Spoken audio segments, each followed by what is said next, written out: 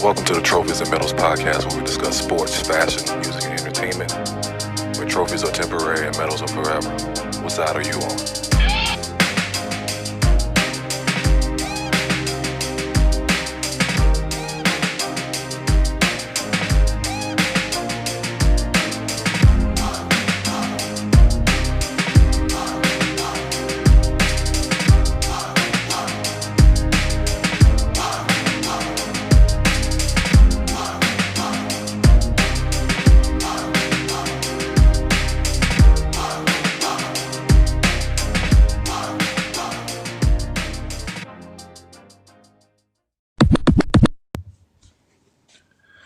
This episode of the Trophyz and Medals podcast is brought to you by the NOLA Chuck Wagon.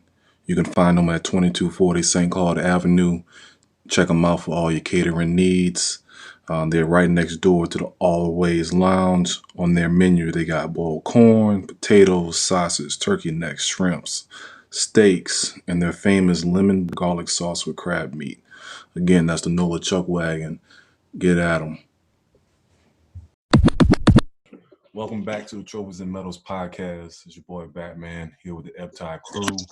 We have Tide King and we got the one and only Raheem Goodell. What's good, fellas? Going on? Pretty good.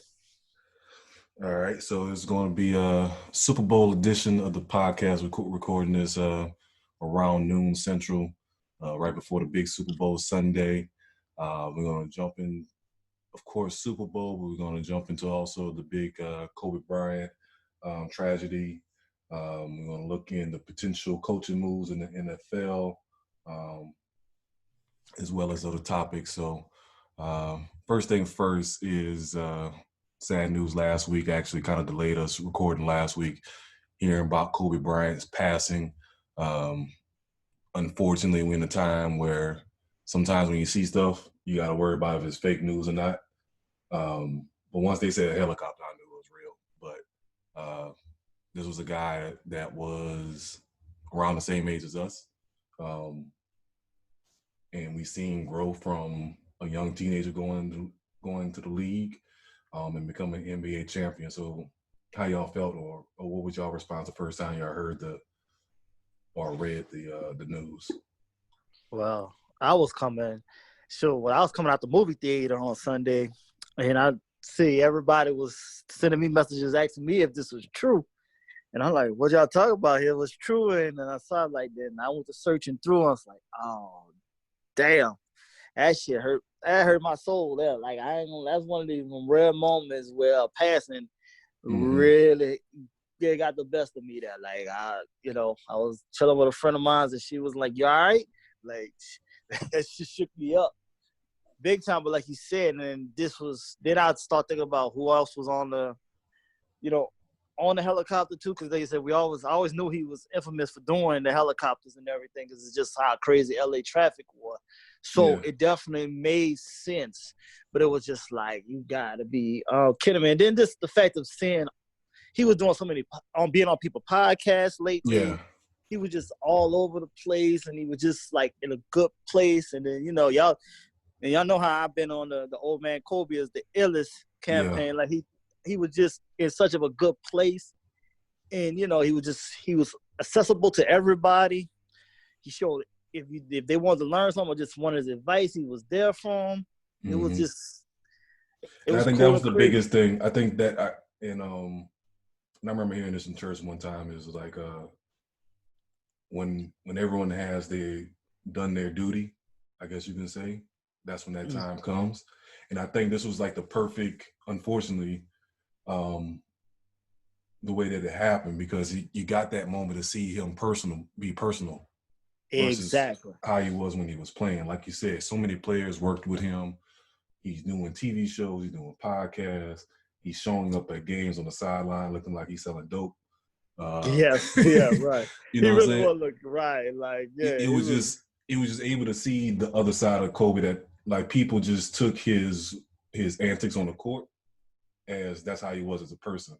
And I think he was finally able to show that, what he is more than basketball, be a father, be a husband, be a coach, doing something out of the whim. You never think that Kobe would have been a coach. But, you know, like I used to always say, doing that community service as far as teaching kids how to play the game and all that. So it was definitely a shocking to everybody. I think that's why people took to it, because a lot of people, like I said, if you're around our age, you've seen all phases of this dude from that high school kid on. So, but yeah, we definitely gonna miss old man Kobe though.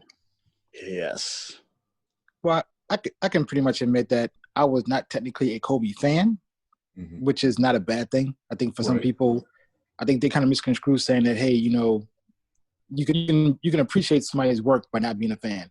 Exactly. And I ain't one of those part of people. So off the court or whatever, you got to appreciate what he did. Of course, you know, the mentorship they did. I guess the good thing about Kobe and most of the athletes that we kind of grew up with is we see them kind of go from adolescence to where maturity wasn't always there to making mistakes and redeeming those mistakes and become who they are, because technically we all kind of go through that, you know what I mean? So it was kind of good to kind of see that, you know, he made it through his obstacles, and, you know, when it became evident, you know what I'm saying, that he had to change his mind and move forward, you can see that through his work, and that's what a passion is, you know what I mean? So for me, you know, Kobe, you know, even though I like Shaq better, you were real MVP for me.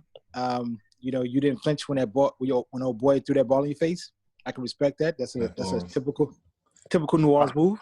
Yeah, dude, he has a great story behind that too, man. Matt Barnes told the story. He said, man, like, you know, a lot of people thought Matt Barnes was Mexican, and he said he got a lot of threats from a lot of Mexicans saying, like, they thought they were going to have to take out one of their own because he threw that ball to Kobe. Like, that was like the first time they said, oh, man, we got to take out one of our own. That's Kobe, man. You don't do that to Kobe. But he was saying the fact was, he said Kobe made sure to, like, reach out to him because he wanted him on his team from that point on. He always had that respect for him because he's somebody challenged him. Crazy, recognized crazy. Right. He respect that. That was just the funniest thing that he said, and Matt Barnes said he read it in a Mexican tone and everything. He said, dang, he said, hey, Holmes, we're going to have to take you out if you ever mess with Kobe again. Chicanos, boy. They love it. Yeah, so that's like, you know, and this thing with Kobe, too, is that, you know, like, this is, like, unfortunately a death where you felt the world feel this. Yeah. You know, like, this was a legitimate thing where I think this really connected everybody together. Everybody was in shock and disbelief, and it hurt. Because I think it connects on every level, whether you a basketball fan, a basketball player, a father, a husband, you know, coach, all the above, you know what I'm saying, fell in this particular category, unfortunately.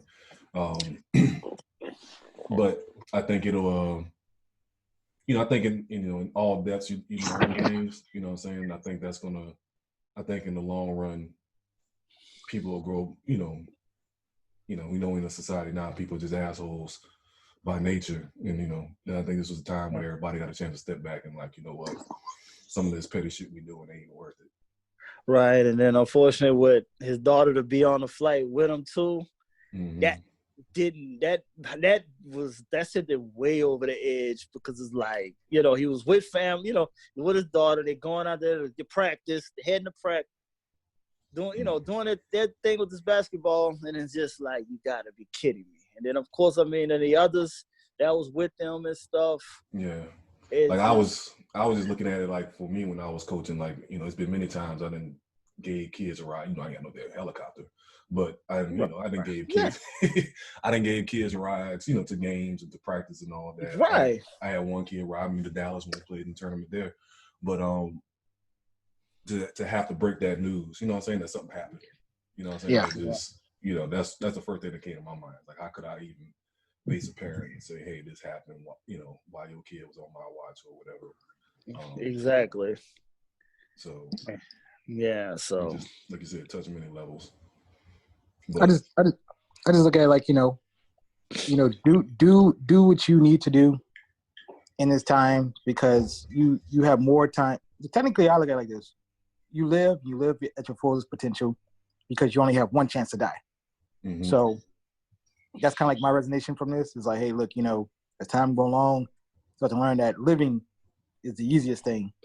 At the full potential, it's up to you, but dying is inevitable for all of us. So that's my thing. It's like, just focus on living at your biggest potential. And unfortunately, a lot of people got affected with it, but it happens. Shout out to the soldiers out there, who at war. Shout out to cops and first time, anybody that experienced any type of personal death recently or in the last, or still healing from it. Yeah, right.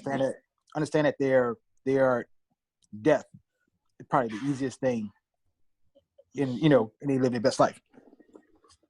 So, but yeah, it was like I said, definitely a loss of one of the realest players ever. The definition of an assassin, I don't think it's not many people that's not 7 foot that was as feared or just as cutthroat in the league. You know what I'm saying? Besides maybe Mike. Right. He was the closest that came to Mike when it came to that. This being in a guard forward position. Well, I said Mike and Larry Bird, like those, with this ultimate true assassins. Yeah. And yeah, you just, and Kobe, but the thing I guess was different was you saw it in Kobe's eyes. Like you saw him wanting to destroy you or was going to. So he never hit it. He would let you know. Even the Dwayne Wade story, like he was saying how, he didn't make the playoffs early in his career. He's just sitting there watching the game. He kept saying he got a phone call. And he's like, it's a blocked number. He's like, I'm not answering that. And he said he kept getting it a couple of times. And then he said, man, let me just see who this is. And it's freaking Kobe calling him at halftime. Yeah. Talking about trying how to work the pick and roll. Yeah, and how to get out of this double team. Yeah, how to get out of this double team that they keep trying to hit me with. And Wade looking at his phone like, wait, you calling me? Yeah. You Kobe. Man, he said, I ain't got no time here. Tell me what you do so I can get out of here. Yeah. He went and broke it down to him real quick. He said, all right, I'll talk back to you later. And he just sat there like, Kobe just called me, asked how to get out of the double team. Yeah. Like, in the middle of a playoff game, call him at halftime. Like, you thinking like, how he get my number first of all that quickly? And go from there. So, I mean, pretty impressive. You know what I'm saying? Like the drive. You know what I mean? You'd be surprised, like, if you apply a little bit of his attributes or whatever. You know what I'm saying? I think we all can learn from it and go far. You know what I mean? Yeah. So, and I think that's one thing he showed people, his work ethic, because you got to think about it. He really wasn't the most gifted athlete. I mean, he's definitely above average, but he wasn't as gifted an athlete. Like, he wasn't as quick or as fast as Iverson. He didn't have as much bounce as Vince. You know what I'm saying? He wasn't the most consistent shooter. I would say he was the best at making difficult shots though. Like contested shots, but it was just a matter of he willed his way through it. Yeah, his will to, I'm gonna get to my spot. I don't care if you're there, I'm gonna still make it. I think he said that on the Darius Miles and Q Richardson podcast. He's like, it don't matter if you're there. I done made this shot 5,000 times. I'm gonna still make it. It don't fucking matter. Exactly. So, RIP to a real one. I'm pretty sure we're gonna have a lot of things going to inspire a lot of kids and that's the thing I see. The thing that is gonna, like, we're gonna see now what kid this affects the most. That's now gonna try to have that mentality now. Like, they're gonna see something different, and I don't want to see what kid now that's gonna inspire to just do that. It's gonna make them believe that they can do it too, because like you saw all the hard work. Let's say even through the injuries. I mean, he went through a lot of injuries and still bounced back, but still kept the same killer mentality, which I think that's what Westbrook got it from, is from Kobe. That fearless, just being fearless in the bigger picture. So it's gonna be that's gonna inspire some, kid, boy or girl, and that's another thing too. It's gonna inspire even more girls. Yeah, being that he was he coached the girls team, that probably, I think that if I remember correctly, none of those kids really knew how to play basketball or even play basketball Right. at that particular time. And it was like, you know what? We got to teach them from scratch. And that's, they had long practices because he had to teach them every single thing and not just a matter of trying to prepare for the next game. Yeah. So, exactly. Only his daughter really got it. Yeah, naturally, of course. Right. And support to the WNBA too. You know what I mean? Yeah. His love for that too. So yeah. Which they speaking of, they got a new collective bargaining agreement, so they got a big boost in pay, and they're no longer riding commercial and shit like that. So I think is a good look. I think that's good too, because I mean the NBA still was making enough money where they could have just take some of that money over there to help build that more. Yeah. So I know they're under the same umbrella, so I just didn't understand why the NBA wasted was taking so much time to push that over there. I wanted to look that up. I wanted to read into that because I remember when we was kids, I had a subscription to Sports Illustrated, so I used to read the damn. It was one of those lockout years, and I was like going over the collective bargaining agreement, understand like the money. Mm-hmm. And I want to see how that works from the NBA to WNBA. Like I said, they're under the same umbrella, but like how much could they really legally? It should be enough to really be able to do it. It's just the players will have to, agree with it. I don't even think it's the players. You got to think about the owners. It's owners, like, and I'm about to say the owners too. Now, yeah, you got to look about that point. It's like the owners in the NBA is like, why are we helping this other league unless they're an owner that owns both the NBA and WNBA team? Right. I don't see how they would look that it benefit, but yeah, I want to dig into that. But they could figure some kind of way that thing could be attached right off some kind of way. Mm-hmm. Or it would make them be interested to actually own the teams more themselves if they know they can get both of the revenues. Yeah. So, yeah. Especially now with the revenue that they get too now from the G League. Yeah. It definitely should, it's not hurting them that much, but, trust me, there's some kind of way they probably getting a percentage of something if they hit, if the WNBA hits a profit. They'll get some of that money back or something, owners-wise, of course. Yeah. I want to check out one of those, 2 Chainz on the G League team. Yeah, I want to check out one of these shits on that game. So, and on another podcast, you could probably say, should the NBA just go ahead and just buy the WNBA? I mean, but I think that's what I want to figure out is like, how is it? Are they considered equal? Does does the NBA own the WNBA, or are they like just under the same umbrella? I don't know how to. They can't be. Well, they were under the same umbrella, but I think they would have the same commissioner.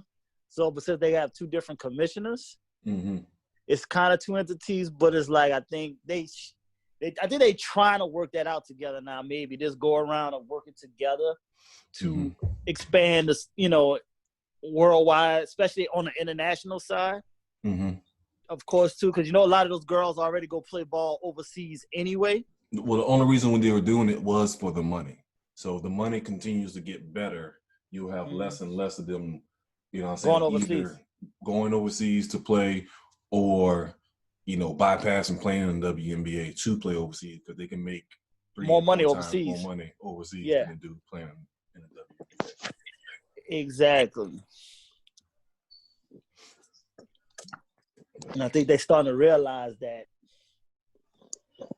and just going from there. But I know it's, of course, it's all the catches of some of the girls going through maternity leaves and stuff like that. And they might miss a season and stuff like that if they have a kid.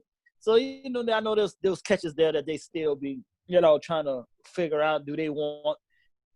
Well, I heard that too. They got their leave is, they improved. They gave them more time on their leave and pay and stuff like that. So, like you said, it is other things to consider. But to me, I would think that would just be common sense. I don't even think that should have been an issue from the very beginning. But it was I think it was an issue because of the fact they feel like they losing money because that particular star might be pregnant and can't play ball. Yeah, but I get it, but it's just fucking cutthroat.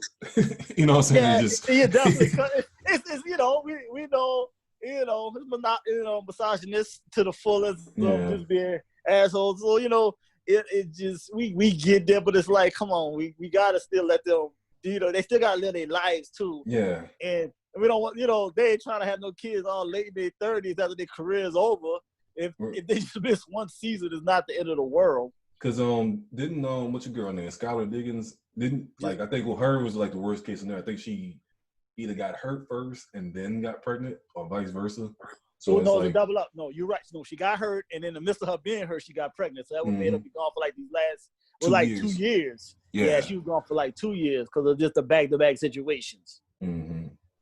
But I don't know, like you said, that's real cutthroat. It is, but then women can play. They actually still play ball a lot longer too, anyway, because like they're not as athletic. Like, they're not as jumping. When I say athletic, I mean in jumping and dunking. Jumping, they're not clearly, like you said, they're not tearing up their knees as bad as as most other guys.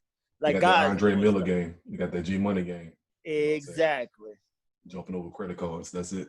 Right, exactly. It's just enough. Just jump high enough to shoot the jumper and keep it moving and do a layup. Mm-hmm. So I think that's they finally getting it, and they see how much more girls are getting into it. So they know that they got to invest in it to get in a better place. And that's they're just the power of they realizing how strong the female dollar is too, though. Yeah, because Chunk getting into it. So probably be taking out the games, being that she's 7'12" at 5. Right. So we shall see. And that's why it even hurts more, because you automatically knew, Gigi was gonna be in the league. You knew Kobe's daughter was gonna be there, so that would make that hurts even more, because you already she had his demeanor in every goddamn thing. But like I think you said this too. It was like also, because I always say talent skips a generation. Like, she was bound to have a son. That was going to be, what I'm saying, the next one. You know what I'm saying? But then it could still be one of the other girls that you least would expect. Yeah, that you even least expect. The oldest one plays volleyball. So that's the athleticism right there. So I mean, we still got that potential. So right. So you got 2 younger ones, right? Yes. Yeah. So, I mean, we'll still have that legacy in one way or another in some sport, I feel. Right. Because that's just between, Kobe's dad, him, because one of those gene pools going to hit. Yeah, because his oldest, she almost like 6 feet tall. Yeah, that's what I'm saying. She played volleyball, so she's right. So, so that's a high athletic sport. You know what I'm saying? Exactly. If anything, you guarantee to be able to have a 35-inch vertical. Right. Exactly. So it's gonna be interesting to see how that plays out over time as we just keep going. Mm-hmm. All right. Next up, we got the big Super Bowl Sunday. One of my favorite times of the year. Not only is it around my birthday, Ty King birthday, but it's Super Bowl time. And usually, back in the day, my godmother used to have a Super Bowl party every year. So that used to be, as a young kid, I was like going to the club damn near. But, that big football day, most of my family played or was into football. So this was a time to everybody get together, talk shit, and check out the game. Who y'all got winning the big game today between the Niners and Kansas City Chiefs? I'm going KC.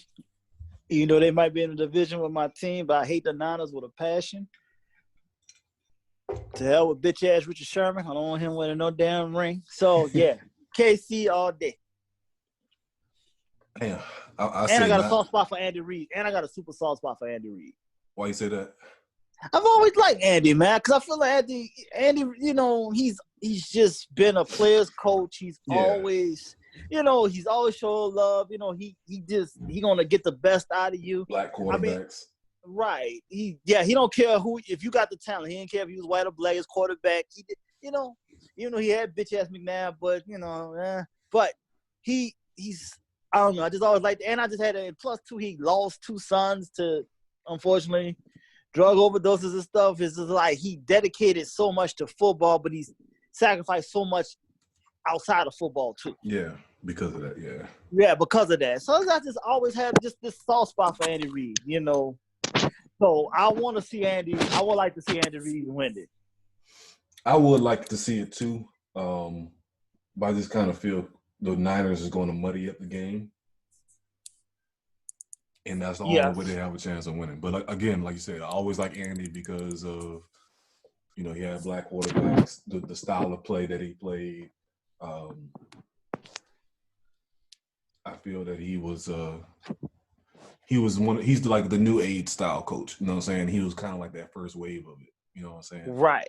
Like, doing quarterback design run plays, you know what I'm saying, screen plays, little quick hitters and stuff like that. It was kind of like the street ball version of the West Coast offense, I guess you could say. Exactly. So, like I said, it'll be nice. Either way for me. Like, either way, I don't care either way. I kind of like the way both teams play. Like I said, I just kind of feel that the Niners is going to just ugly up the game just enough to keep Mahomes off the field long enough to keep him from doing 50 burgers. They got like you said, run the ball all day, every day. But that damn, that's the thing about Mahomes. Like, they're not gonna be able to sack him. Like I don't know, man. Everybody else, he don't hold that ball long enough though. He can make every throw. I would just say my heart tells me Chiefs, but my mind tells me 49ers. Mm-hmm. And that's kind of where I'm at. Yeah. Only reason why I say that is because, 49ers front four handle their business, and that's pretty much kind of like here's my analogy on it. With the Saints was the only team that was able to score a crazy amount of points on them this whole season. Mm-hmm. So you go from the Saints to Kansas City. So Kansas City per se can literally continue to score like crazy versus the 49ers team, if given out the element where they got to literally kind of like throw the ball all the time, they are subject to lose because they could have lost against the Saints. So even though I say Kansas City, my mind still tells me if they can keep it close, it'll be 49ers. But if Kansas City does their thing explosive enough to where they can clean it up or whatever, and there's not as many mistakes on a slow start, then obviously Kansas City will win. But that's my only analysis, because I would say like the Saints was the only team that kind of really gave them a challenge where they had to come back. And based off of that, any other team that's able to do it should be Kansas City. Right, but the thing too, that's why I say I think still the Niners are kind of like they're like a borderline fool's gold. Like, the defense is legit, but they really didn't play too many other teams that challenged other than dealing with Russell Wilson. Mm-hmm. Other than that, they didn't deal with too many other mobile quarterbacks, so that's why, like, you can put. They had to play the fucking one of the most mobile twice a year. You know what I'm saying? The past couple of years. So I think I think that's preparation of as any. I think the only difference between Seattle is that Seattle don't have as much team speed across the board as far as and we already know automatically the X factor too in this situation for KC is the defense. Yeah. Now they defense has gotten better in the second half. They've gotten a lot better compared to the beginning of the season. True. They have gotten so much better. But like you said, and now everybody's legitimately healthy too on KC offense. Mm-hmm. Which is gonna be scary because they could Mahomes gonna throw the ball to whoever's open. Yeah, that's what happens when you got that much talent. You got you're five deep as far as tight ends and receivers that can be a game breaker. You know what I'm saying? They're gonna double team Kelsey all day. We already know they're gonna double team. Well, that's what I'm about to say. Now you can make the smart decision. All you gotta do is just read and react instead of being like some of our other quarterbacks. For example, my quarterback with A.J. Brown or Drew Brees, sometime with Michael Thomas, you don't just lock in on that guy just because. You actually sit back and look at the defense and take what the defense give you. So when you have that luxury of your fourth receiver runs a fucking 4.3, you know what I'm saying? Like, that shit is fucking ridiculous. Like, you ain't got no choice but to have a fucking game breaker touch the ball every time. You could throw a 5-yard out and that bitch can turn to 95 yards. Exactly. And like I said, and Mahomes ain't scared to make the throws. Like, he's gonna throw at you. He don't care who you are. He's gonna throw. Mm-hmm. And he's confident to know that he's gonna make it. That's why I said the pressure won't. I don't think the pass rush may not get to him as much because of the quick release he has on top of that. All right. Gotcha. So, like you were saying with Patrick Mahomes with his arm talent, he got the ultimate confidence, no matter the coverage, no matter the matchup. At first, I was thinking, should he avoid Sherman? Hell no. And then, like you said, once you said that, I was like, fucking no. like hell no. That, like, I don't know, man. Like, at first I was saying you avoid Sherman at all costs, so he could probably make you pay. But shit, the way Mahomes be throwing that thing. Dude, I'm sorry. If y'all really go back and look at the few interceptions that Sherman got, dude, they offer pressures. Like, the quarterback was just throwing them, and it was just like, he turned around, oh shit, the ball in my chest. Yeah. In his hand is just, and he just reacted and it just caught it.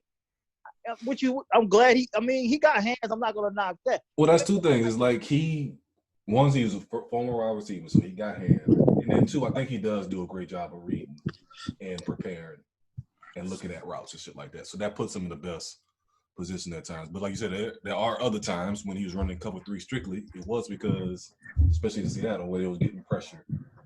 And well, I mean, for me or whatever, I'd seen him get toast a lot too. So, I mean, here's the thing. With accurate wide receivers, is he's a non-factor versus non-accurate, quarterbacks. I'm sorry. You know what I mean? So, more accurate quarterback. And with wide receivers that can run routes. Right. Mm-hmm. You know what I'm saying? So, yeah, you'll never see him stick like Michael Thomas. You know what? I'm going to say this.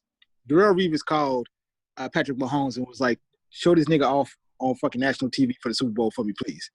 And no doubt. You know what? I concur with you on that one. He probably was like, you know what? This motherfucker been getting a little bit too much leeway with his reckless talking. So go ahead and just do me a favor and show me how exposed this motherfucker is. And you be honest with you, the Super Bowl, you'll probably see that. And, if the 49ers win, they'll just kind of add on. I know one thing, though. I know he ain't guarding Hill everywhere he go. I know that. He definitely – that's the thing. He's not going to guard Hill. Okay, we know Sammy Watkins. But that's the thing. There's just too many weapons. Like, so there's actually no legitimate – the KC, their number one is their tight end. So we know he's not covering Kelsey, I want to say. We know that's their number one receiver. So he's not guarding him. But the rest of their receivers, it's almost like it's pick your poison, get it how you live, because he's gonna throw it if he feel like if he see his receiver get a step on you, he's throwing it. And he don't care who's guarding who. And that's what makes Patrick Mahomes scary, dude. Like, he has Drew Brees accuracy with freaking Dan Marino quick release. And far George arm. And first farm arm. Like, who wants that? You don't. That's why Andy Reid was like, I'll do whatever I got to do to get this kid. Like, he saw it in him and like, I gotta have him. Think about this, because I listened to what's your boy Freddie Gibbs was on Jamel Hill's podcast. Mm-hmm. The Bears could have had Patrick Mahomes and drafted and traded up for fucking Trubisky for a kid that played 11 college games. Right. I don't know, man. That's fucking crazy. Right. That's what, dude. Like, what?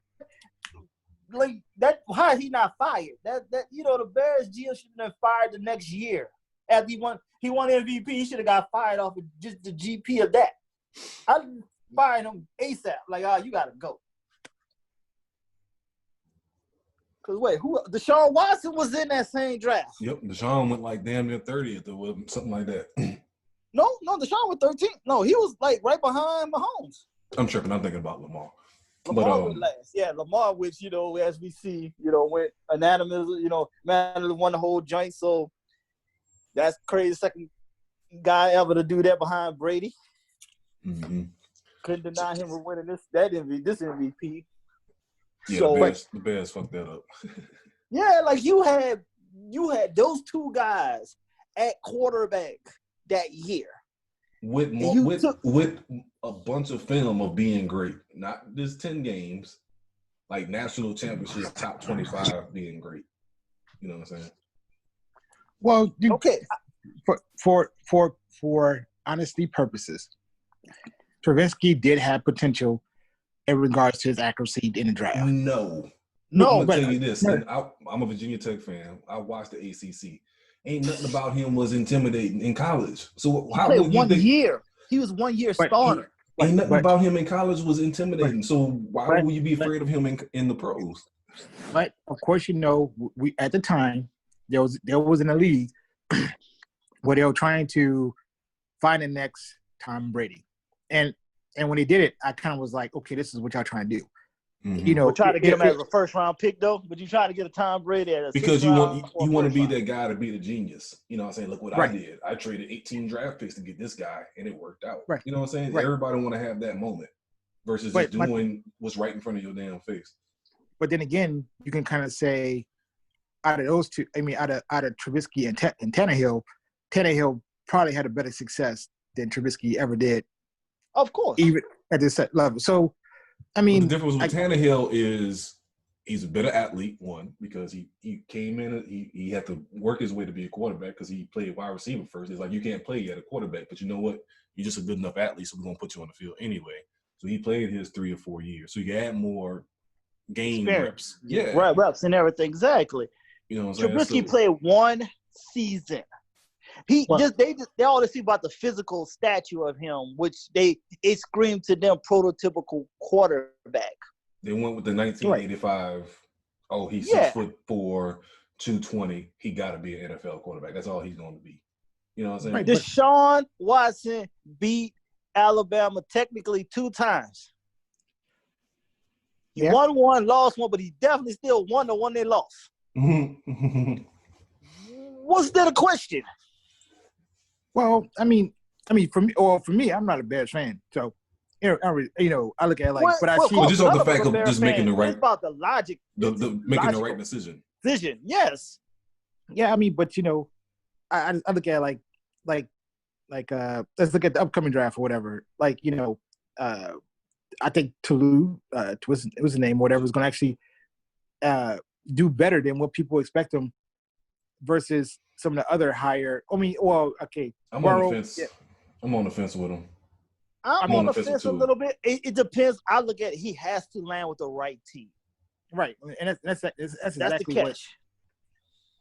Technically, if I look at it like this, if freaking Eli Manning could be in the league for so many years, and what's another motherfucker that? No. You can't do that to Eli like that, dude. The pedigree of his family still made him have a better chance of being a better quarterback than Trubisky, regardless. If anything, his ability to see and recognize defenses.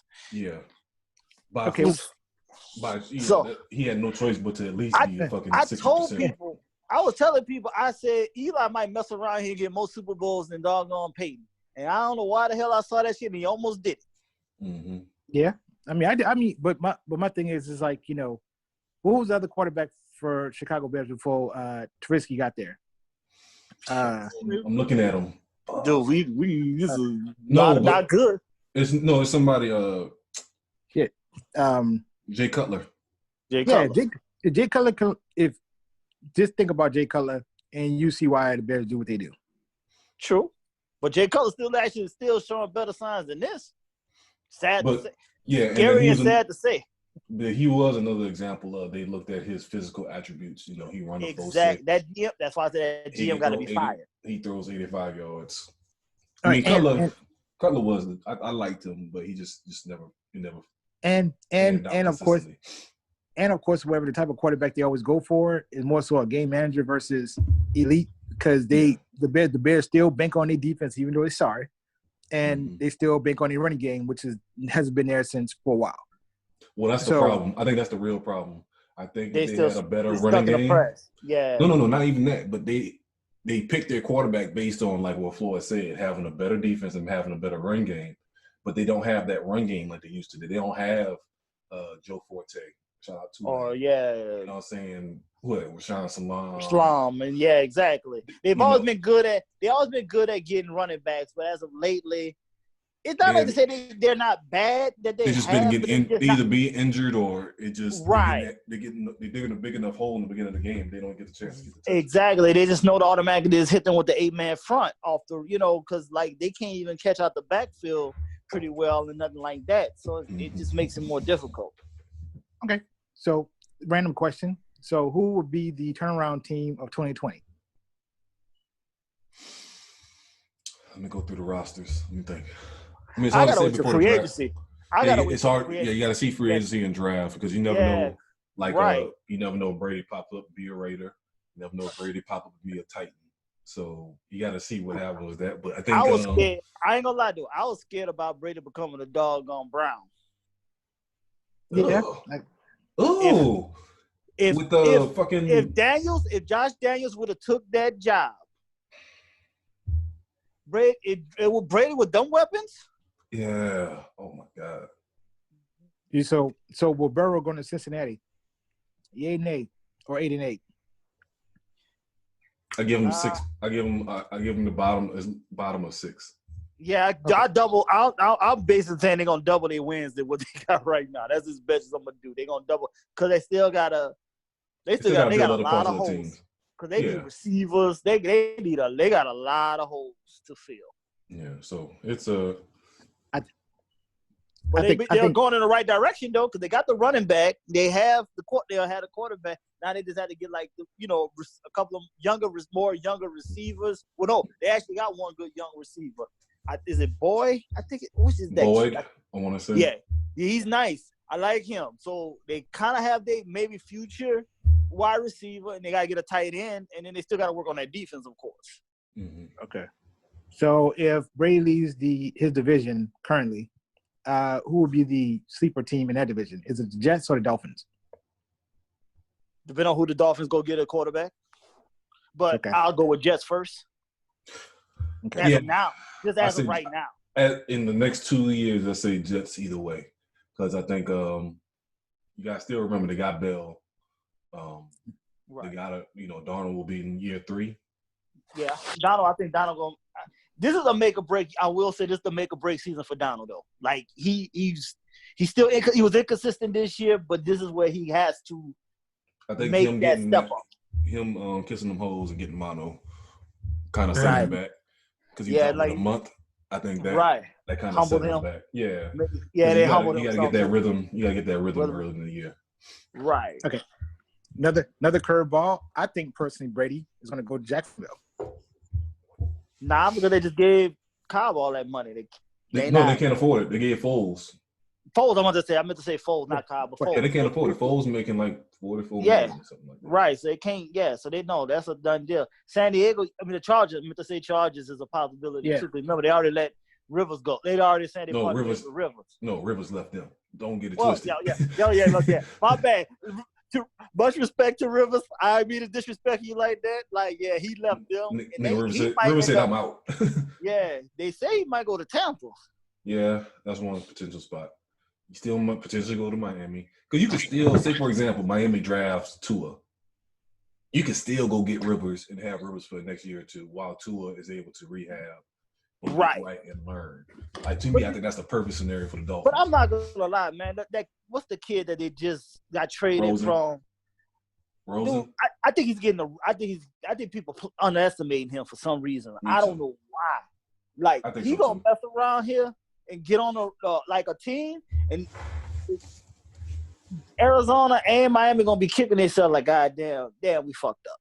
Because he's a smart player. He's one of those. I think the problem and sometimes people make that mistake. He's so smart. He's kind of like Rondo. That's who he reminds me of. He's super smart and knows how to read shit, and he challenges shit if he don't agree. You know who should then make that move if Miami go get Tua? Goddamn Saints. No, I don't see that happening. It ain't gonna cost you that much to get him. I know, but even if Breeze leaves, it's just one. Well, no, like Breeze playing one more year, so like you bringing him in for you still can sit there on the bench for another year to learn. But you already gonna have Taysom, and I think that's what's going to happen. You can't make Taysom no damn starting quarterback, man. He's just a football player. I'm not saying that you should. I'm saying that just the fact of how it's going to look to the fans and how the organization feel about him. Well, I'll tell you this. I will prefer my Raiders try to go get his ass and you just do it another goddamn year of this Bible thumping ass car. I can't take this shit no more. I can't take it. The Lord divine him be your starting quarterback. I need divine intervention and him to disappear. I know one thing. We're gonna be in that fucking Raider Stadium. Goddamn 2020. Hey, I'm trying to get back to that shit. I ain't gonna no. Hey man, we got further way to see what them tickets looking like. I ain't gonna lie to you, dude. I like sporting events, but that price gonna humble me. I'm gonna tell you that right now. Because this opening season. Nah, you're not getting out of this one. Fuck that. Well, you better find. I hope some of your proper credentials can help us out. Cause I'm telling you, if I don't see that ticket, dude, this is the first season us in that stadium. Them tickets ain't gonna be right, and I'm not trying to sit all the way at the top of that damn stadium, yo. I'm with you on that one, but I'm with you. I'm definitely with you on that one. Okay, like I said, the season starts. Not season start, but the schedule will be out like the end of March. So as soon as that happens, when we see that date, we gonna check that price. Okay, that's fine. I mean, I'm just letting you know we ain't escaping that one. I ain't saying escaping, man. It's just saying, man, I gotta be right. I'm being reasonable. I'm sorry. I like this team, nigga, but like I told you, if call a quarterback, nigga, I ain't rushing to go see that shit. Yeah, you are. We gonna experience that, and we're gonna find your white girl. Sorry, Oakland.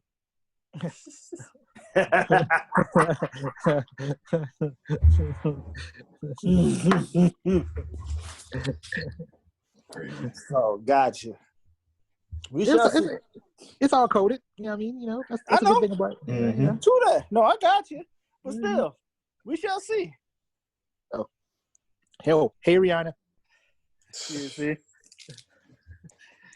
I'm gonna tag on the next post and see if she responds to you. Hey, bro, she's single in these streets again, so we shall see. Hey, bro, if that happened, bro, I'm sorry, man. It's gonna happen, bro. And let y'all know the foolishness will be at a full 100%. You don't say. So, what's it called? Another thing, Eric Bieniemy.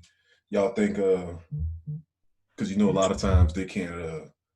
At least most people, they don't focus on transition until they out the playoffs. Do you think he has a chance of taking a job? Well, I think so. Now that it's been highlighted a lot more right now, I think it will happen. But, it just had to be highlighted in the end of the day. So, and then it's like, especially if they mess around, they win the Super Bowl, definitely he's going to get one. But now I think he's going to get one, I think, regardless in the next 2 years. But I think he's going to do now the smart thing, like Josh Daniel. He's going to make sure it's the right situation for him, though. Why would you want to rush to leave when you got a Patrick Mahomes and you right there to make your life easier? And you can just stay hanging until maybe Andy Reid might retire. Because remember, Andy Reid's already 21 years in this. Now I think Andy Reid got another 5, maybe 6 more years to go. I mean, supposedly, yeah, you true, but you never know. Like, he might finally get that gratification, just getting that ring, man, and just be like, I just want to chill now. Like, 21 years, man, it's a lot. Just being a head coach that's a hell of a run. He ain't like Andy Reid going to clubs or anything or whatever. I just think that he just his dude, that is a coach, dude. That mental drain, dude. That's draining. I think for Andy Reid, you see people that love to work, regardless. I think he's just one of those people. Like if him retiring will literally speed up anything that's going on. You know what I mean? So he needs to stay active. He needs to stay active in football for him to justify his mental health and physical health. You know what I mean? So right. Another twist. New Cowboys coach, you think is gonna improve it or not? I say yes, but I'm so shocked of how these ungrateful ass fans talking about we'll see. I'm like, what the fuck you mean you gonna see? You go for somebody. You got somebody that's established now, somebody that's a legit winner, and you talking about you will see. Yeah, this man been to the playoffs 9 out of the 12 years he was with the Packers. And you talking about we gonna see when you had Mr. Hand Clap right for a decade and you only got one playoff win. Mm-hmm. Y'all ain't been in the conference championship in 25 years. That's like that Cowboy fans arrogance, man. Dude, I'm like, you got your fucking nerves. Like, how you crapping? And the man sat there and said, like, 1 year out, he said all he did was he was basically in his basement and figuring out how did he go wrong after 1 year, after only basically Aaron Rodgers just arrogantly got tired of him. Yeah. So it wasn't even like he was a bad coach. It was just Aaron Rodgers' ego got him fired. Well, that's the thing with coaching is like eventually, no matter who you are or how great of a coach you are, eventually it's time for a different voice. To get more out of people, you know what I'm saying? If you're just going through the motion doing the same thing every time, and like you said, sometimes it takes you to step away from the game to see what you may need to change. Because we've been doing it for 10 straight years, it's less likely that you're going to change anything that you're doing. You know what I'm saying? So, right. And then this man, like, you know, and I'm like, how you questioning a man that, okay, he had Brett Favre and Aaron Rodgers, but then now, you know, you're going to get him, a fairly decent quarterback and then a running back he ain't never had before.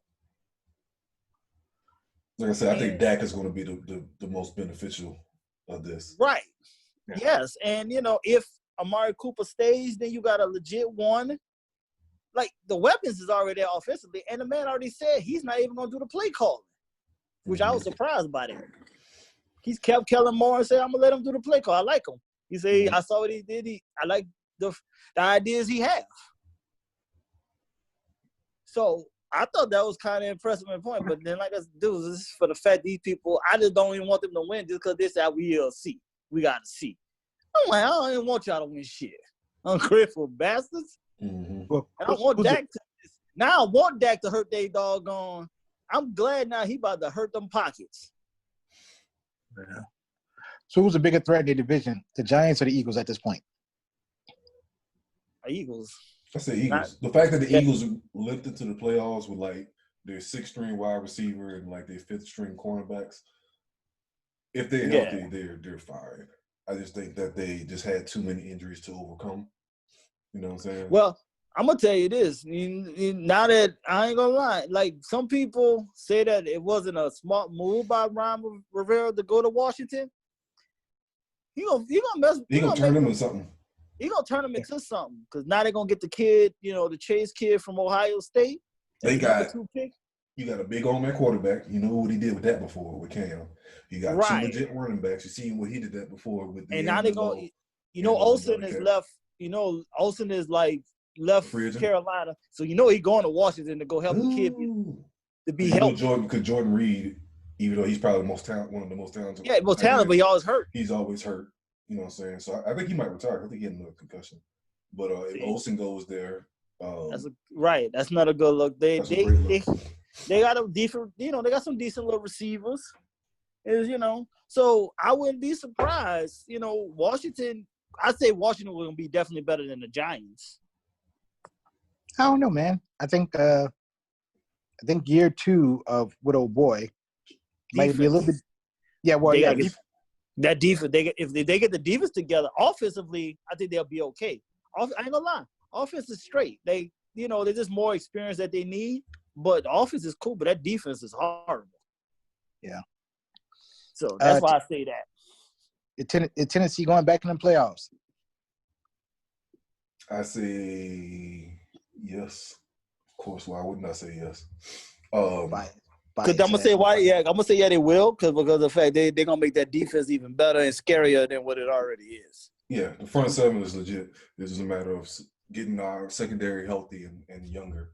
Yeah, we need more speed out there. And y'all need a tight end. Well, no, y'all we got tight ends. We got Jonnu. We got Jonnu. We got Delanie Walker probably coming back.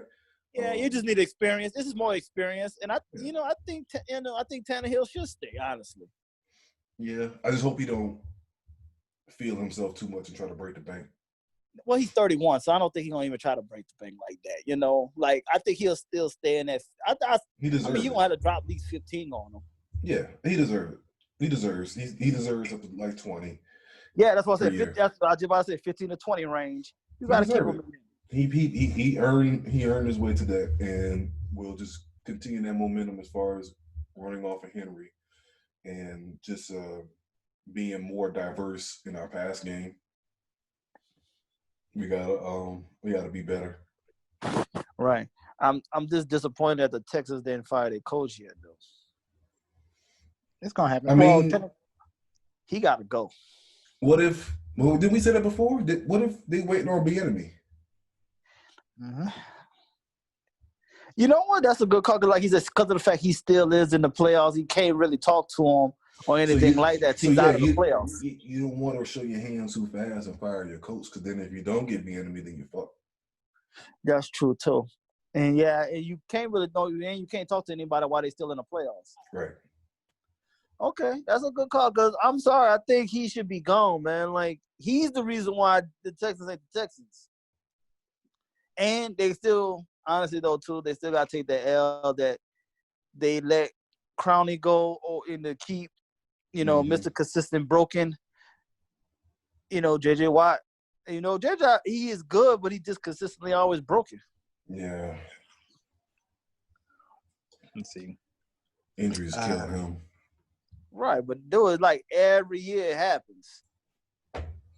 Yeah. And Deshaun can only do, like, the dude has won so many games on his own for his coach, man. It's ridiculous. Like, he's saved this man's ass countless times. Is single-handedly fucking winning games. And that's what I hate about playing them, because no matter how well the pass rush put together, you can't get your fucking hands on it. You do, exactly.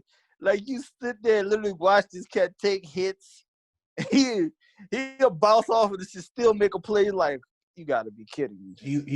Him playing just reminds me of, they got that video when Ali was fighting Frazier, and he in the corner just dodging and everything. That's how that shit be looking like when he in the fucking pocket. Just right. I'm gone. You know what I'm saying? That just drives me nuts. Yeah, another thing with the Texans too is your boy stay hurt too, Fuller. Yep. Yeah, man. Oh, nigga, Fuller was killing me on the fantasy, my nigga. Like, nigga, I wanted this fact. But, like, when he on that field, he a problem. But yeah, you can't just never hit that speed. Right. And that's the balance that they need. They got Hop to get everything over the middle. Mm-hmm. As soon as it touch Hop hand, it's a catch. Like it's all about, it's a catch. Yeah, he don't drop shit. Nothing. But exactly. Him and Thomas, nigga. You need Fuller to get that stretch down the field. Stretch it out. To get them safeties out of there. Right. And they still technically they need to find a consistent running back. The running game is okay because they do, the committee. But if they could have that one, the only reason why their running game is good because you gotta be honest with Watson on a bootleg or doing right. Read. So you can't overcommit being that person on the edge. You gotta stay on that containment. Right. That's why I was saying like the running game is like kind of deceiving. Mm-hmm. It's more of a system running game versus a fucking Right. They haven't had a running game since Arian Foster. Like a legit. Right. Okay. Is that kid from Wisconsin leaving Taylor? He leaving or he staying? I don't know. Because like, if his ass like this, I mean, they mess around and get somebody like him. Yeah. Just get your fear on. I'm about to say Wisconsin running back is a fucking guaranteed hit, boy. Right. Come out that backfield in Wisconsin. It's either you a running back or offensive lineman in Wisconsin, you're good. You made for the league. And like this, and now that we just saw what Lamar did, dude, like we just about to come back another year, and they gonna mess around here and try to get another good receiver for him. I think now with him is just a matter of being in the off season and being comfortable throwing outside the numbers, because that's the difference. Because over the middle he good as far as tight ends and such, or slants. But once you got the difference between college and pros is when you're on the outside, ain't no separation. So you got to be accurate, otherwise it's pick six. Yeah, but he don't still have the receivers that have the route running ability to do that. Yeah, he got the speed, but it is the route running abilities. He don't have that safety valve receiver. That's all. He don't need he don't need a speed. Like you say, need a Michael Thomas, Fitzgerald type cat. Mm-hmm. Shit. I ain't gonna lie, like an AJ Green would be that would be a nice pick. That would be a nice pickup. AJ Green would be a good look to go there if like KC will like. I mean, not KC, but Cincinnati will let him go or something. I think Baltimore problems might be Ingram.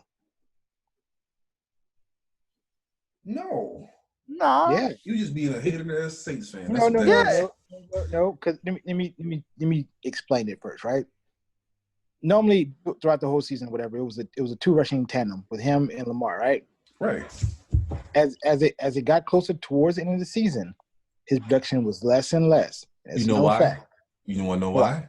Because defense, you got to pick your poison. So you gotta you gotta make if you want anything, Ingram is able to take the hits and take a beating.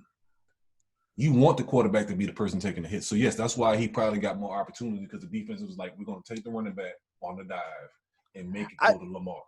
I will say I think the overload kind of caught up. I think the overload caught up with Ingram. Thank you. In the bigger picture. Thank you. That's what it was because like you said, you had to pick your poison, and with Ingram kind of getting a lot of long runs, it took a toll on his body. He got tired at the end. So you kind of but then I think they became too codependent on that. But then I think they realized they already had a backup running back that had the actual same ability. They just didn't realize it till it was too late. Yep. So that's why I say it will now going into the next season. I think they will do more of now you're going to have a 3-headed monster instead of a 2-headed monster in the running game. Mm-hmm. Because I think they're going to learn that lesson. Like, when you have you got your legit back, you don't want to rush him majority of the season. You want to keep him, you want to pace him. And that's what, bad like with your Titans, they got to do the same thing with Henry.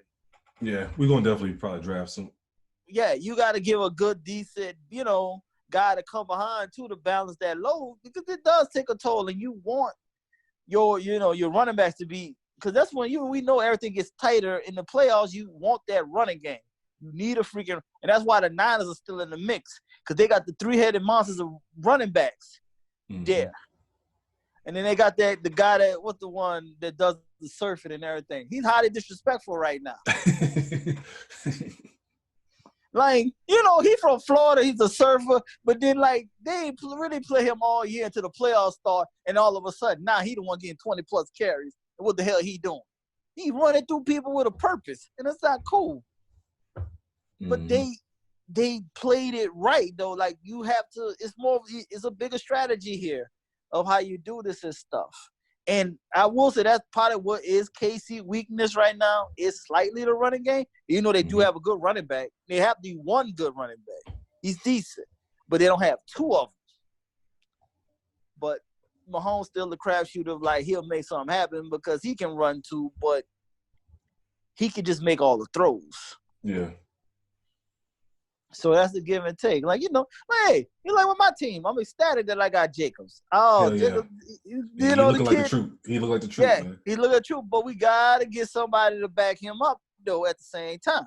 Because that's what happened to him. He got injured.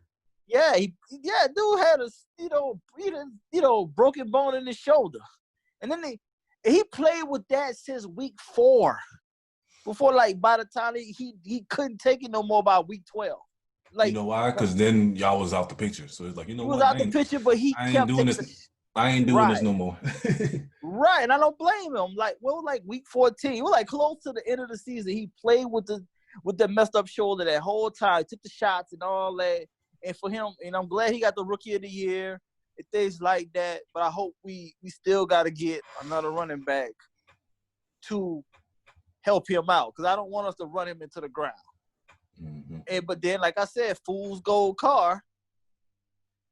They say, people but he throws 70%. Hey, anybody can throw 70% if they throw less than 20 goddamn yards. I don't hear this shit. It's a deceiving number though. Yeah. So not trying to hear all that.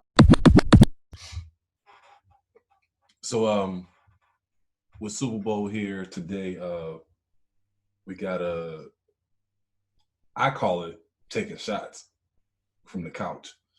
Revis going in on Sherman, talking about he not a true lockdown. He played one side, this and that and the other. How y'all feel about that? Because I think he kind of, the man played well. He did his thing. He did what he's supposed to do.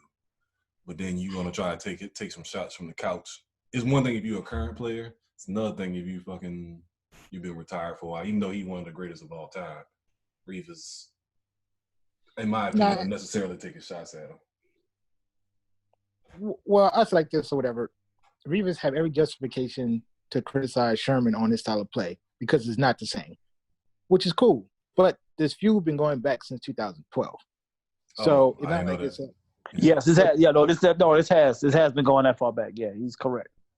So for me, and especially Revis' level of petty, it's actually a great time to actually stir up some shit, knowing that at the end of the day, your Super Bowl chances is on the line. And I think it's a great marketing plan to talk about football. Mm-hmm. Always said that players are too fucking nice to each other. You know what I mean? Even if they're retired or whatever. Well, this generation is a lot more softer.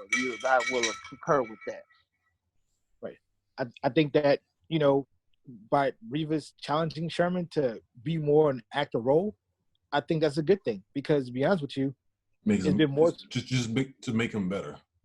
Yeah, to make him better or whatever. Push. So yeah. So for me, I just look at it like, I like it because it should make Revis think about his role and his whatever. And like we said earlier, Sherman's been toast a couple times. So him, seeing him like one quarter take on a number one receiver by himself would be interesting. And if he can flourish, then technically his work of play can just make, prove the haters wrong. And I think sometimes when it kind of comes to football, you need something. You need to change it up for the betterment of the team. And I like it. And Primetime said that it's okay for both of them to have the same opinion. I agree. Even though I believe Primetime was probably like one of the better ones overall. So the best of all. But people came at the Prime though. People came at the Prime because he didn't tackle or he didn't hit. Because it's a different era. Well, I think but the thing like this, Prime. Yeah, he tackled, but yeah, he still made wiser, more decisions of not tackling. He tackled, but he never does not tackle enough where it caused a score. He made extra business decisions. Right, he made business decisions, but he would make sure it was a business decision where he ran you out of bounds or he slowed you up enough for somebody else to come. For the help to come, yeah. Yeah, so it wasn't never like he just olayed the situation. But I will say this though, when Prime got to the Cowboys, I'm not saying that he only stuck to one side. He kind of took it to another level. And whoever was the Cowboys defensive coordinator at the time was a genius. Them boys literally put Dion man on one side and played zone everywhere else. Right. Yes. With no help. No. Dion, he did that everywhere he went. Well, no, I think the Cowboys took it to a whole nother level where they just specifically said, your man on this side on the X receiver and then the opposite side playing cover 3. Yeah. Yeah, I can see that too. But they had the other thing. But that's one thing though different too was the Cowboys secondary was way better than any other secondary. He played with. Yeah. Yeah.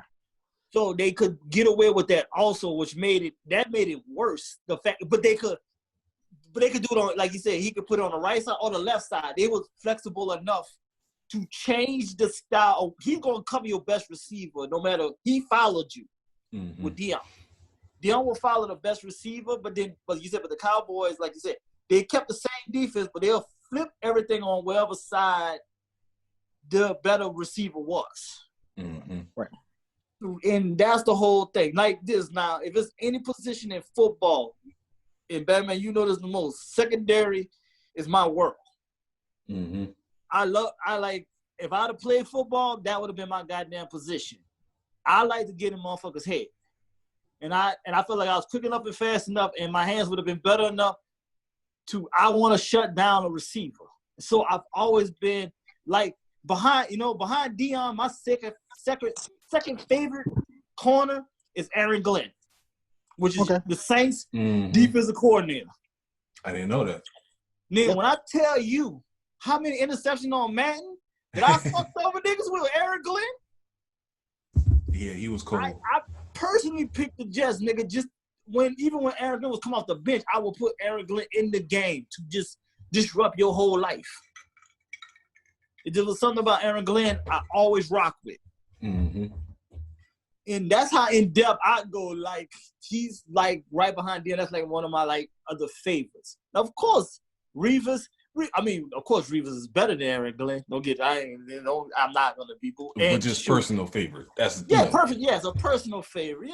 Sean Springs, outstanding. Sean Springs, yes. Yeah, like Bobby Taylor.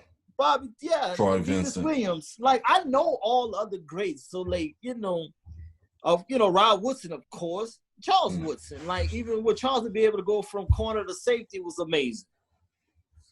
As he same transitioned. Thing with Rod. Yeah.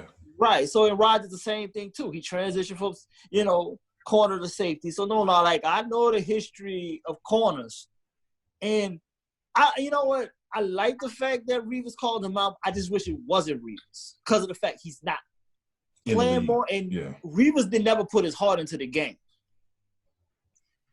Do you think Revis would have? Do you think Revis would have said this if he was playing? I don't think he would have said this if he was playing. I think he would have said it if he was still playing, regardless. Like I think he really because Sherman started this in 2012. In 12. Right.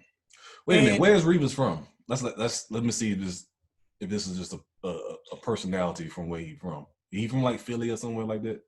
I want to say. Let me see. Revis is from Philly. But my thing is, can we really highlight the bitch assness of Richard Sherman on a regular basis? Yep, he's from PA, dude. Yeah, he's from PA. I was right. Look at me. Yeah.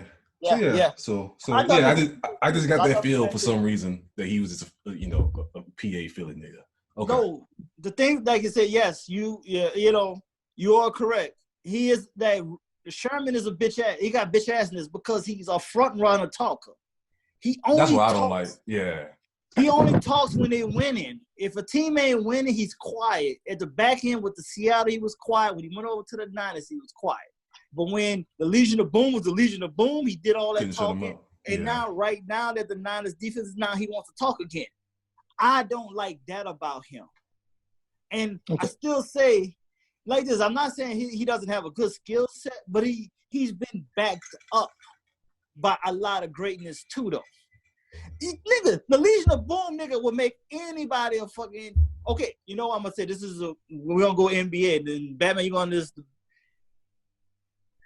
This might be another shot because he got bitch ass tendencies too. Paul Pierce would not be Paul Pierce without Antoine Walker.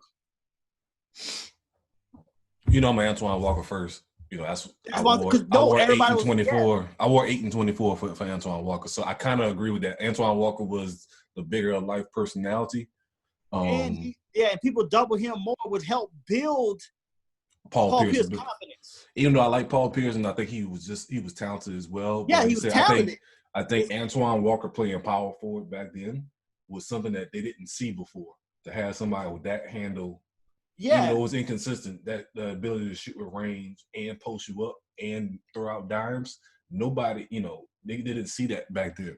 So like Paul Pierce was just the average small forward shooting guard back then. Everybody looked like that. That was that era. But Antoine was a fucking problem. But they put the pressure, but you're gonna double Antoine, but that left Paul out there, but that helped build Paul's confidence. Yep.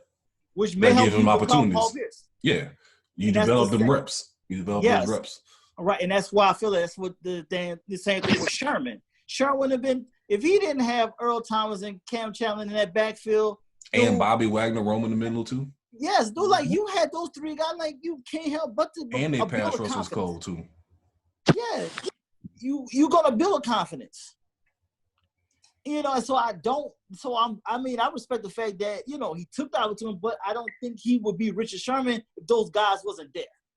I said that before. I forgot what comparison I used, but I was like, with basketball, if you playing on a perimeter and you got the Dikembe Mutombo behind you or Hakeem Olajuwon, you can gamble and put pressure on people up front because oh shit, if he beat me, Hakeem gonna clean that shit up. You know what I'm saying? So it's feast of famine. You know what I'm saying? Same thing with corners. Right, but then when you got safeties that that was snatching souls at that time, you already know receivers is already going to be kind of timid of making a full run. So then already cutting from because now he's still a physical. His size is a legitimate good physical size corner size. So So I get that part with him. So I'm never going to question the skill set. I just don't like the fact that he likes to talk shit only when you're a front runner. Yeah. And that what bothers me. So and I respect Revis calling him out, but Revis still is. Yeah, Revis was definitely one of the best of the best. But I don't think he took the game as serious as he should have. Because he should be still playing. Well, Because he never took care of his body. He just went out there and played. I mean, we can agree. Yeah. But even at 80% Revis, you still got elite talent. You know what I mean? Of course. So I look at like I said before, whatever. I'm not a Revis fan, but I can remember him on mediocre teams holding down. That's what I'm about to say. One of those last years, I think he was with the when he went back to the Jets, I want to say. Yeah, he held down. In the first couple of games, he was getting burnt or whatever. Because I think it was like he held out or something like that. He was getting burnt. And he was out of shape. And then the rest of the season, he locked it up. You know what I'm saying? So it's like he knew how to turn on that switch. And that's what happened with guys like that don't take it as serious. They have this switch where their fucking ego kick in and they just and the Jets made the playoff during that time. I think so. Yeah. Yes, they did. So it's kind of like I say yes, he has the right to speak, and that's just me because I say with Richard Sherman, it's kind of like saying somebody playing with Brady that's a wide receiver talking mad shit, and all of a sudden they go like players that go from elite offices and they go to they go for the money and go to another team and you don't really hear much from them. Sneed, mm-hmm. Or Cooks, you know what I'm saying? Like, right. You know what I'm saying? Like, it's kind of like, so I think personally, he's an OG of the game. Got to give him credit. So, and Richard Sherman, as much as he do great off the field, I mean, I would say that even in Seattle, it was not circled around him. He was just one of those players that just benefited from a good system. Yeah, he just was the vocal one of the crew. That's all it is. He's just the vocal one of the crew, but I feel like he's the least talented of always the ones that want to be vocal. Yeah. And I think that's the issue I've always had with Sherman. Like, yeah, and stuff like that. Y'all know you went to Stanford, so I know you're a smart-ass bastard. I get it. But, on that field, though, it's still, dude, this I ain't gonna lie, this playoff run been killing me, nigga, watching it. Oh, Sherman made a good play with him. That nigga turned into that bitch. The fucking shit was not even nowhere near the receiver. I say, don't do this shit to me. Like, it was eating me alive to while Sherman did a great play. And I'm clearly seeing he turned into the damn interception. Because it was nowhere near the receiver. But the analogy of Sherman in his career, to me, and this can go on however many levels as a joke, is he's that ugly girl with a group of 10s. That like to talk to On point. I like that. On point. Yeah. Exactly. Like you got all these fine chicks. That's her friend. Yeah, she the one that always got something to say, and that's the vibe I get from Richard Sherman. And that's a great analogy because that's exactly what. Or the other shit. They got a badass body. Yeah, you know what I'm saying. Like you got a fat ass, but everything else about you is just trash. But niggas want niggas will entertain you because your body back, on point. Yeah. That's the perfect comparison. That's exactly. You can't get it no better than that, right? That was on the money. What you mean you want to buy us a drink? No, I'm asking your friend. Shut the fuck up. Yeah. Right. Long time ago. Long time ago. Exactly. Because, like this, I'm going to tell you this. The next great cornerback is sitting right there in Louisiana. Lattimore? No. He at LSU. That nigga a freshman. Yeah. I know you're talking about. I can't think of his name right now. Stingley? Yeah, Stingley. Yeah. That's the next great cornerback that's about to hit DBU? Yes. LSU put out them DBs. Virginia Tech put out them DBs. Because his grandfather he played with the New England when he had the neck injury or the he ended up being paralyzed. What's his name? Stingley? I think it was. I can't think of his dad. I think it is Stingley. His dad, because his granddad played for New England when he got paralyzed. Damn. Just full, yeah. So like the history of his family playing corner is there, but he's different. He's Dion. He got hands. His hands is crazy. Yeah, I'm about to go back and look at some more footage. Yeah, when I tell you that the way that he moves, because they already promised next year he's gonna be a dual threat. They promised him that area, like they say, yo, we're gonna let him play offense next year, because that's how good his hands are. Damn. Like, because they said we just want to play corner this year. He did that, but they promised him to get the dual threat vibe next year. So he's gonna play both sides. But no. He's gonna be a top 5 pick when he comes out.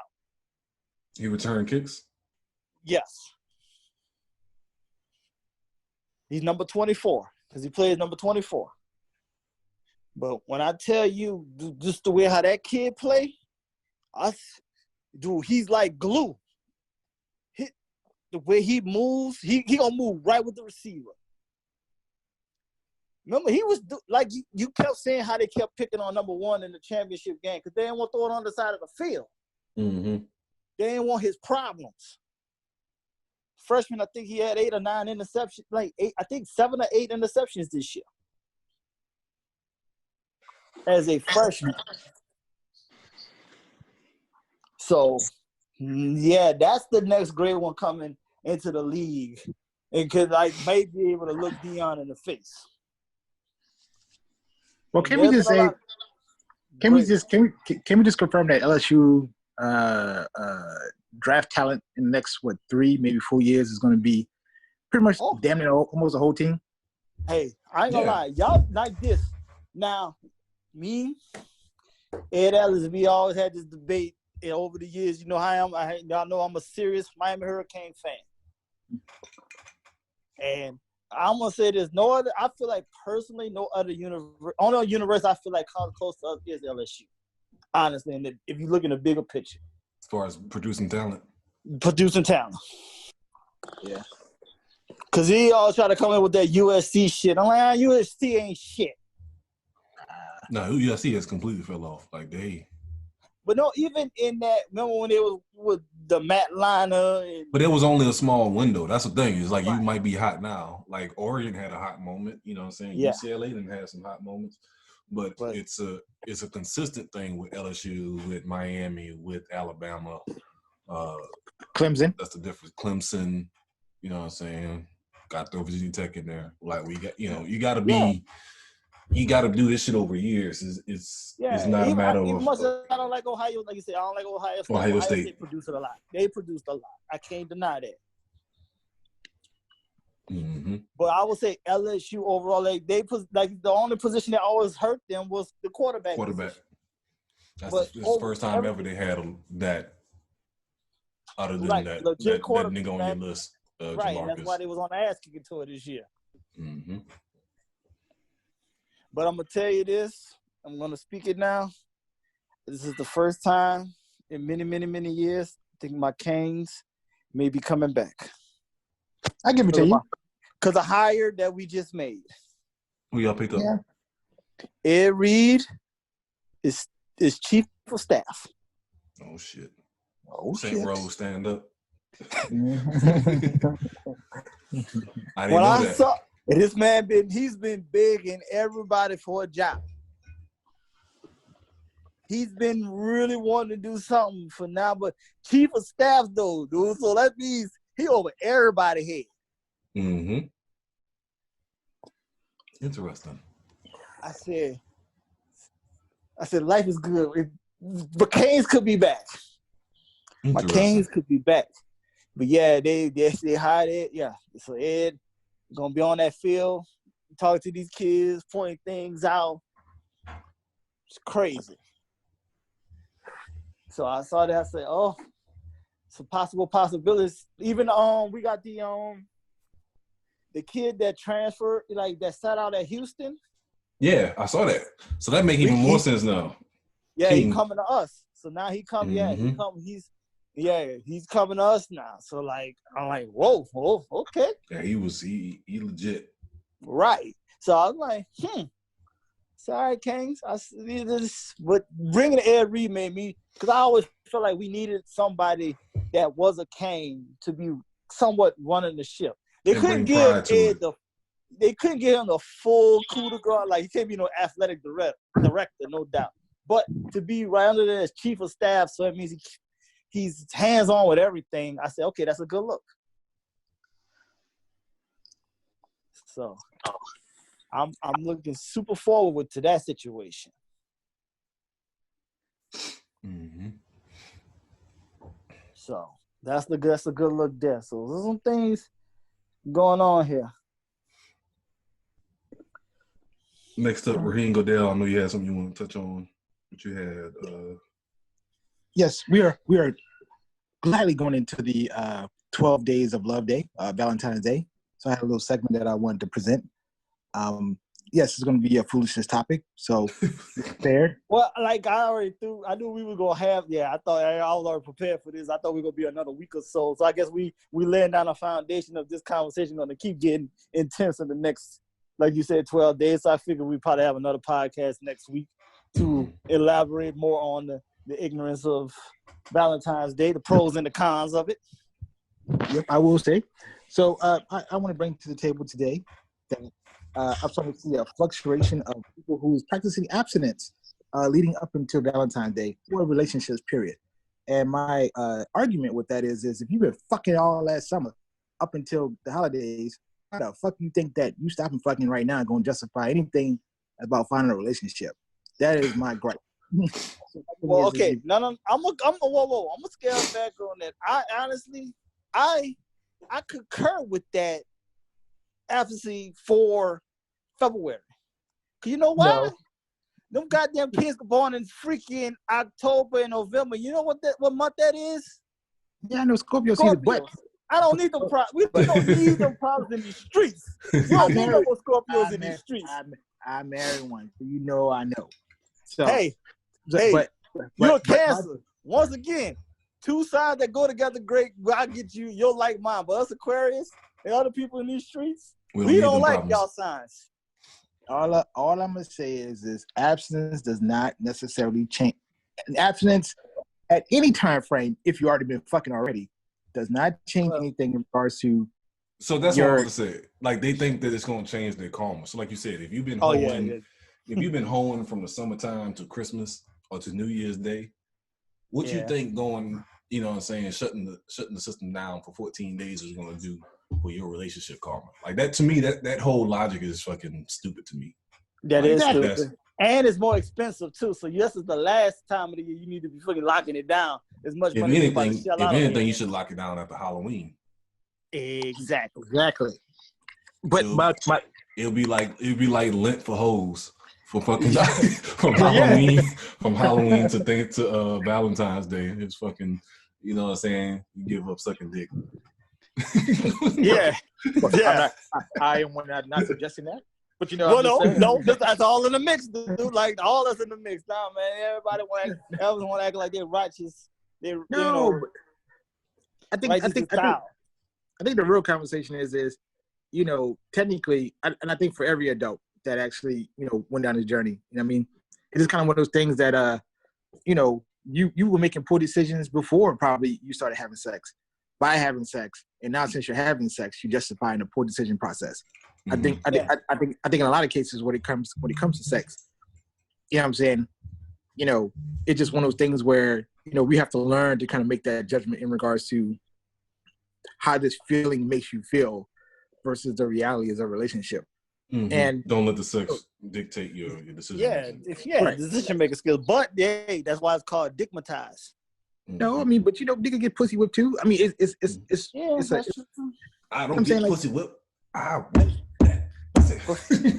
Yeah, but they don't get, but like they get focused around Valentine's Day. They don't get fucking pissed with. Well, unless they do, because they trying to get it for Valentine's Day. I'm not built like that. I don't know that life.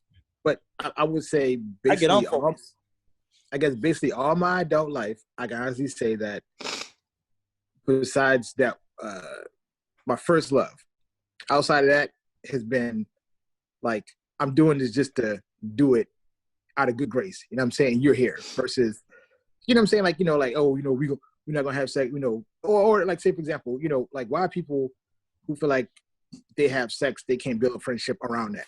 You know what I'm saying? You know, I've seen a lot of people that kind of started off like saying, hey, you know, we were cool, you know, we linked up or whatever, but you know, we were better friends. You know what I mean? You know what I'm saying? So I just look at like, you know, I think identifying the limitations of relationships was way more substantial than to kind of play this abstinence card. You know what I'm saying? And that's just me. It just kind of like I see it on a regular basis. Like I've seen it more now, you know, kind of lead up. But I just look at it like, you know, we all got physical needs. We should just embrace it and understand for what it is versus your poor decision process because you don't know how to AKA bad decision making skills. Right. Yeah, just thinking that you going, you know, you limiting yourself is going to, you know, magically make change things the better. outcome of everything. Yeah, knowing that once you engage back into it, it's going to be back down that same path. Right. Yeah. I mean, just like you hear like compared to like sports, whatever. You know, you might have some that say I don't have sex before I play, and versus those who do have sex before they play. Is it really that much of a difference? In some cases, probably it's not. It's all about the person. Like you said, it's all about the person. It's a mental case by case situation. Right.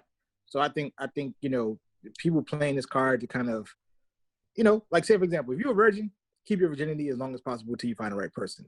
But if you already been fucking, you know what I'm saying? Your bad decisions are pretty much your bad decisions. The fucking is just an excuse. You can't put your feelings in it. If you having a moment, okay, like the late great Biggie said, don't get mad because we both got hot.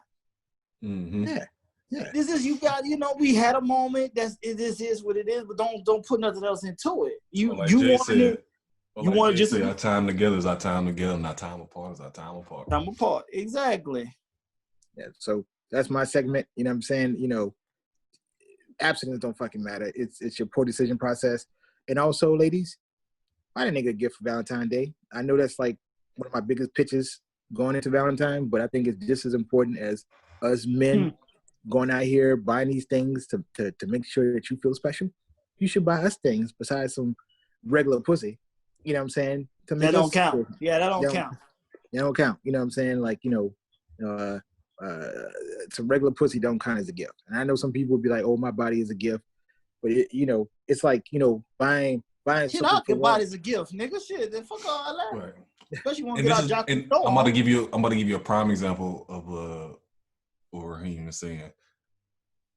Sit back and think, what's your favorite Valentine's gift? In the words of Cat Williams, don't worry, I'll wait. And most niggas can't think of something right off the bat. Because we can't, because it don't exist. Yeah, because it's never really been. There's never been. I was like this. It's never really been a push for it to be. It's not designed for us. Mm-hmm. Right. So I look at it like this. You know, because technically at the end of the day, after Valentine's Day, you know what I'm saying, it's always about us in a relationship. I think for this particular day, it should be about us. Anyway, so it's just one of those things where, like, yeah, you know, ladies, you want to look beautiful. You make us, you know, feel a certain way when we take you out on this day. But go into your pockets, make sure your credit score is on point. You can do the things that you need to do to get us something. My partners love polo. My partners love Jordans. You know what I'm saying? You know what I'm saying? Like, you know, you don't have to necessarily go spend $700 on one day just for no guaranteed pussy. You know what I'm saying? But my thing is like, you know, like if I'm willing to give you something of value to make sure you feel special, you should be able to do the same thing too. Mm-hmm. Because out of all the other things out there, whatever, y'all look for validation to make sure that y'all equal to us, which is fine. You know what I'm saying? It also shows that you understand your man as far as understanding what he considers of value. So don't just buy something that you see somebody else buy or what he likes. What he likes. You know what I'm saying? Like, you know what I'm saying? We all got all different personalities. So for example, for Rashawn, for Ty King, you know, if somebody gets you a watch, you're gonna appreciate it. It's watch your shoes. Different. Watching shoes hits you differently. Yeah, hit me different. Raheem Godell, shit. Some tech shit. Some tech shit or fucking going towards his investment property. Right, exactly. That shit going to hit different for him. Right, yeah, you get him some stock tips. You good money. you know what I'm saying, for me, something sports related, Knicks, you know what I'm saying, Virginia Tech, Titans, right. game tickets, you know what I'm saying, that shit gonna hit different for me. You know what I'm saying? Like this, even we ain't got Tony Love here today. Like, yo, write Tony Love a letter. Hit him with a poem or something. You might strike a nerve with that Negro. You know what I'm saying? So it's understanding what truly, you know, shows value. And I mean, and it goes vice versa. You know what I'm saying? Don't just buy your old lady something because you see it on not sale. Practical. Yeah. Not the practical shit. Not the typical. What you know, they have a love. What brings an excitement to them or a love to them. The little things. It's all about the little things. You know what I'm saying? Not the obvious shit, but the little things. I know mine. I just gotta feed her. You know what I'm saying? That's just right. You know. So you take her to a nice restaurant. She experience some new foods, and then, like you said, life is grand and straight in her eyes. Oakland. But I'm just looking at, like, you know, in the midst of everything, I think these conversations need to be had, because I think some women think, I always like this. You think that in our early 20s, whatever, there was a sense of validation in regards to proving that you can provide. But as you get older, it's not a question of can you provide, it's how you provide and who you provide it to. So, so I think now the conversation needs to be had to where, you know, you see we're all, you know, social media, we have similar friends and stuff like that, and you know, you see the trend of validation in your mid to late, you know, mid 30s to later, you know, later. I think at this point now, it's like, you know, it's not a situation of what can men do for you, is what we can do for each other. And abstinence, and abstinence, it ain't happening. And also, you not buying this man a gift for Valentine is like the most stupidest thing, because for me, shit, for most of the part, I'm all asking for a ham sandwich and some head. You know what I'm saying? So I just look at it like, see, like you said, like with me, like on Method Man, All I Need, like you said, Valentine's, birthday wishes, please. Like, those are too obvious. Christmas, all those major holidays doing stuff, it's almost like you forcing it. Like, I'd rather you do it on a random day. Like, it's more special to me on a random day than on a holiday. I don't want that. But I said, I think we all can contest. Like, basically, if a woman was to do that. Someone's at the front door. Somebody's at the front door. Yeah, I know. But if a woman was to surprise you in that way, that will even encourage you as a man, as us as men, how about that, to kind of say, hey, maybe I should try something different that separates her from the rest. So, little insight of Love Day. Hopefully, you know, just help a lot of you women out there, because I'm tired of seeing those lonely ass fucking texts and messages and why you single shit. Because that should be super whack. So, because my thing is, at this point now, you have no excuse. Right, you should already know the game by now. We all around 40, late 30s, or whatever you want to call it, as far as I go. Yeah, we are. Yes, exactly. We all grown. But fuck all that. It ain't about the ages. We all grown ass people now. We've made a shit. Most of us damn near been married multiple times by now. Fuck you. Already know the bad. You know. You already know your flaws, and you already know. Right. You know your shortcomings and bullshits, and just account for it, but do better. You know, you might have to take a chance. But if you feel like that person is worth it, take the chance. That's the thing. Not too many people are willing to take that L for the betterment of the situation either. Exactly. Nobody don't want to take those L's. Women don't want to take those L's, because I can understand. We got to keep it real though too. I can understand why a lot of women don't want to take those L's, because you know what they did. A lot of ain't shit ass niggas out here. They did a lot of like tricking to whack ass niggas in the past. So now that they older, now they scared to do it with niggas that don't come off real. Now they gun shy. So now they holding back. And they ain't got it in them to do it. And I can understand that also too. So we gotta wrap up here. Any last word, Ty King? I love the Valentine's Day shit though. I love that. My last words is definitely we got all of us, we got to do better, and we got to stop being full of shit. Everybody take accountability for their own bullshit. Be who you are, accept for who you are, grow from that shit. If you want better, do better. And then better will come for you. No more, no less. All right. My turn? Yeah. We ain't got that much time. Okay. If you got good credit, if you meet a nigga like me and you got good credit, I ain't pulling out. So it is what it is. It is what it is. We can work out all. I'm a firm believer in the 80-20 rule. If 80% there and you got 20% to go, I ain't gonna pull out. Other niggas out there ain't gonna pull out. So you trap with us forever. Fuck it. Happy Valentine's Day. So that's my thing. Also on the flip hand side or whatever, hug the people you love, reach out to them and communicate, because right now currently, there's a lot of people get depressed around these holidays and shit like that, even on Valentine's Day. So from like Thanksgiving all the way to Valentine's. Yeah, this 3-month run is real.